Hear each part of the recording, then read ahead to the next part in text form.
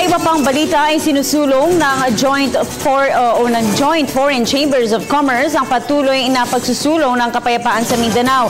Ito'y dahil na rin sa dami ng buhay na maapektuhan dahil sa patuloy na kaguluhan doon. Alamin natin ang balitang yan mula sa aming kasamang si George Bandola, live via phone touch.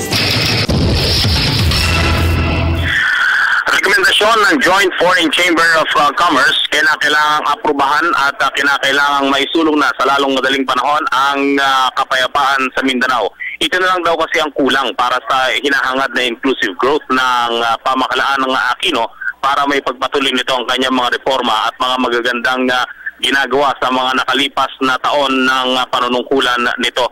Ayon na rin sa Joint Foreign Chamber of Commerce, ay siguradong bubuhos ang mga investment at mga pagnenegosyo at marami na rin di umano mga dayuhang mamumuhunan ang nag-signify na ng kanilang interest na mamumuhunan sa sektor ng enerhiya, ng manufacturing at ng agrikultura sa rehiyon ng Mindanao.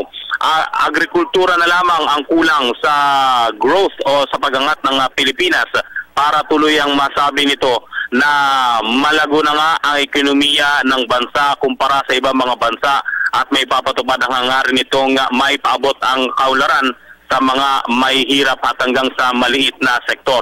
Ayon na rin sa mga dayuhang namumuhunan, nagkakaisa sila na himukin ang mga mambabatas at ang administrasyon na pag-igihan pang lalo ang pag-uusap upang makamit ang kapayapaan sa Mindanao. Sinabi rin ni Guillermo Luz ng National Competitiveness Council na ito na lamang yung critical factor para o ang pagpapasa ng Bangsamoro Basic Law ang critical factor para tuluyang masabing competitive na nga ang bansa, hindi lamang ng Luzon at Visayas kundi ng buong bansa kasama ang Mindanao.